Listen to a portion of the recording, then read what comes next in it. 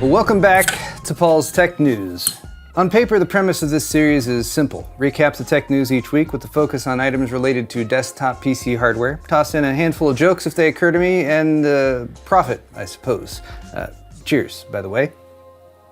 Still not quite sure how that last part is supposed to work. In practice though, particularly in recent months, challenges abound, and the greatest challenge is overcoming fatigue, which is of course brought on by high prices and shortages due to AI demand. I sense this fatigue in myself because, yes, I do get tired of repeating the phrase high prices and shortages due to AI demand ad nauseum, but I also see it in viewers whose comments dwell on the dismal state of our hobby, or alternatively I see it in the lack of viewers who previously frequented my and many other PC hardware channels. Many have simply checked out entirely, presumably waiting for things to get better before risking a renewed relationship with the unstable and often abusive world of PC hardware, and therein lies the darkest possibility of the current landscape. Maybe things never will get better. But let us at least console each other with a virtual hug. Here, there you go. Because I do find some relief in these intro bits that I write up to try to gain some perspective on things and put you all at ease if I can. It is just PC hardware after all, and life will go on whether a 32GB DDR5 RAM kit is available for less than $100 ever again or not. And until we know that for sure, we shall proceed with the weekly recap of the tech news. Excellent! Today's video is brought to you by Thermaltake's Wood Series cases, adding a touch of warmth and style to a variety of existing chassis designs, such as the TR200WS, seen here in the white snow finish, showcasing light-colored wood-textured accents while maintaining the TR200's core features, such as easily removable side and top panels, magnetic dust filters, and support for an optional 6-inch LCD screen. Black cases like the TR300WS are paired with darker maple-inspired accents for a warm and stylish aesthetic, and of course the case still includes a tempered glass side panel, excellent airflow, and support for 360mm radiators for AIO or custom cooling. Thermaltake's WS chassis lineup includes other cases from the View series and more, so for further details click the Thermaltake Wood Series sponsor link in the video description. The Steam Machine is back in the news this week thanks to Valve doing what a lot of people said they should do in light of DRAM shortages. Launch the Steam controller first, since it doesn't need a bunch of DRAM and is therefore less impacted. The embargo for Steam controller reviews lifted Monday morning at 10 AM Pacific time, though many were tipped off by reviewer Techie Talk posting their video 2 days early, so some details like the $100 price and May 4th 10 AM Pacific time launch date were revealed a bit sooner than Valve intended. Still, the overall response seems quite positive, with much praise given to the intuitive dual trackpads for mouse emulation and scrolling, the simple plug-and-play experience with the included puck dongle that also magnetically attaches for charging, really good response time as long as you're not using Bluetooth, which was one of the most interesting parts of the Gamer's Nexus review, as well as the introduction of TMR, or tunnel magnetoresistance thumbsticks, as opposed to Hall effect or potentiometer. TMR sticks should be able to maintain low voltage precision similar to potentiometers without wearing out due to no contact magnetic sensors, similar to Hall effect, though more time is needed to see if this proves true after extended use. Other positives include automatic switching between gaming and desktop modes, and a ton of customizability in the software settings, though the controller does rely on Steam for that, and yes, that means that even for non-Steam games, you'll need to launch through Steam to take full advantage of the controller's capabilities, so reliance on Valve's software is a downside, albeit a minor one, as long as Valve continues to generally make consumer-friendly business decisions, fingers crossed there. The other complaints about the controller are that it lacks dual-stage triggers, and then of course the $100 price tag. Pretty steep compared to something like the ever-popular standard Xbox controller, which is usually in the $50 range, so if you're not using it as a crossover PC controlling device and gamepad, it might not be worth your money.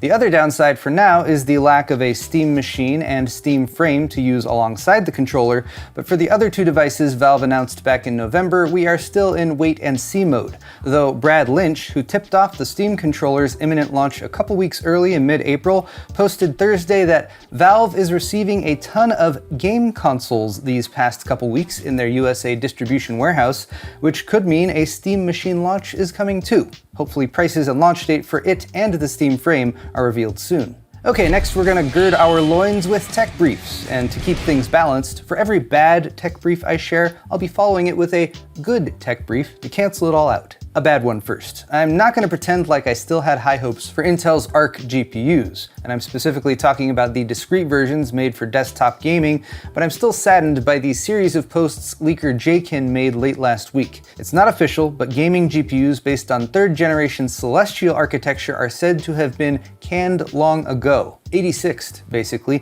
meaning that after 2nd gen Battlemage apparently tapped out with just 2 models released, the B570 and B580, leaving expected B700 series GPUs on the cutting room floor, the same will likely be the case with the entire theoretical Arc Celestial lineup. No C570 or C580, to say nothing of a C770 or beyond. JKIN even says Druid, the 4th gen codename, is up in the air as well, likely pending future developments in the memory supply chain as well as AI demand, which most sensible people hope will crash sooner rather than later. So while Arc isn't dead, it's still used in mobile CPUs, Pro Series cards, and data center products. It's not looking like any new desktop GPUs will be arriving from Intel to disrupt the AMD-NVIDIA duopoly anytime soon. But perhaps disruption will come from another source, such as China's Lisuan Technology Group, who revealed Wednesday that they have received WHQL, or Windows Hardware Quality Labs certification for their LX7G100 video card, which we're going to count as good news because its performance is supposedly in the same ballpark as an RTX 4060, though software and drivers are often what holds GPUs back. Consider Intel's teething pains with Arc Alchemist, for example. The fact that WHQL, Microsoft's testing and certification program for hardware and software drivers, has okayed the 7G100, which is set to launch on May 20th, seems to indicate that drivers are coming along nicely, and Lisuan plans to support over 100 games at launch. The 7G100 is based on Lisuan's true GPU architecture and is manufactured on TSMC's 6nm process, and while expectations should be kept low for its initial debut, I'm of the opinion that any GPU competition is a good thing in 2026 and beyond. Getting back to some shitty news, if there's one thing we don't need, it's another component shortage alongside DRAM, storage, and GPUs. So of course, CPU shortages are now being reported, with DigiTimes describing the situation as acute, with many CPUs effectively unavailable. So great, add it to the pile. But at least for now, this seems to be mainly affecting server CPUs, as prices are stable on the consumer side. It did affect Intel's stock value though, and was at least one factor in their rally in the past week or two. Due to limited server CPU supply, Intel has reportedly found buyers even for imperfect chips that they would have otherwise scrapped, extending their yields, while initial success with their 18A process has also put them in a position to fulfill demand by cranking out more Clearwater Forest Xeon CPUs. There's even rumors that Intel might bring back Raptor Lake for another refresh, extending LGA 1700 motherboard longevity. Perhaps they're jealous of AM4? Hopefully they really have worked out those instability problems that plagued 13th and 14th gen CPUs, if that's the case though. But competition is a good thing, I think most would agree, as has been demonstrated by the 2026 surge in home Linux usage, and Microsoft has apparently noticed if rumors about a super secret Windows K2 update are true. This appears to be the follow-up to Microsoft's March admission that Windows 11 sucks in many ways, and as with most crappy things in 2026,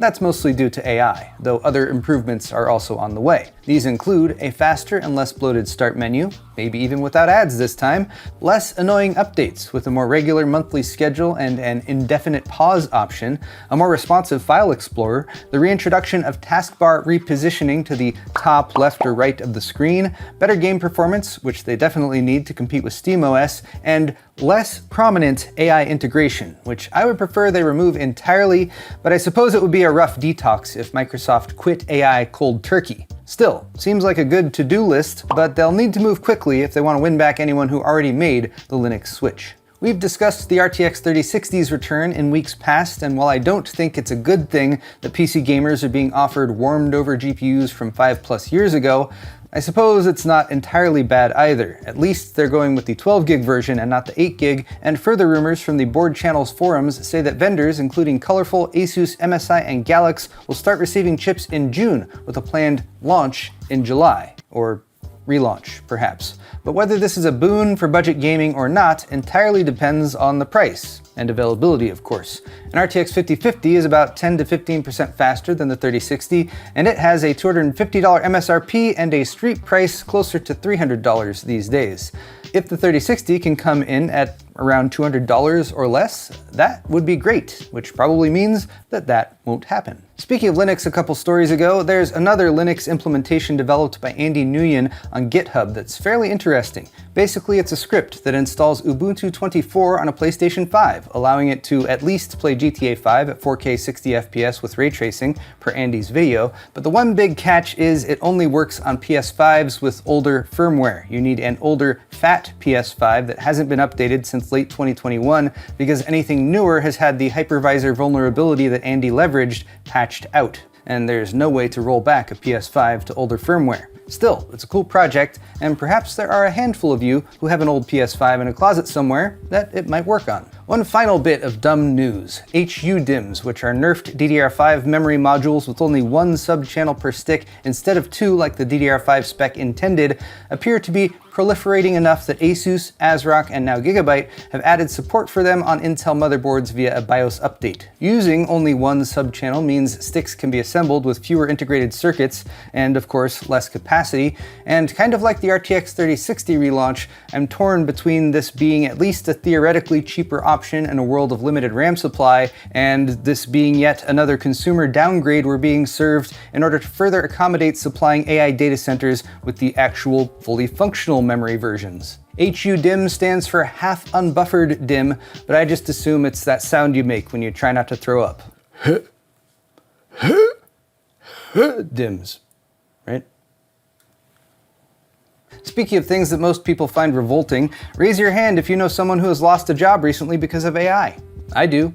So I find this news heartening. At least over in China, they seem to have grasped that being replaced by an AI LLM, or a robot for that matter, kinda sucks. And while we should not shun new advances in technology, we likewise should not praise or reward businesses who rush to replace all their human coworkers with digital ones. Two separate courts in China have ruled that AI adoption doesn't justify worker termination, and that AI implementation is a voluntary business decision, not an unavoidable catastrophe. Therefore, companies who choose to automate with AI must negotiate with their employees and offer training or reasonable reassignments, rather than laying them off and watching their stock price skyrocket as a result, because we know how the stock market loves mass layoffs. And I always like to end this show with a joke when I can, so let's hope the US does something similar in the future too.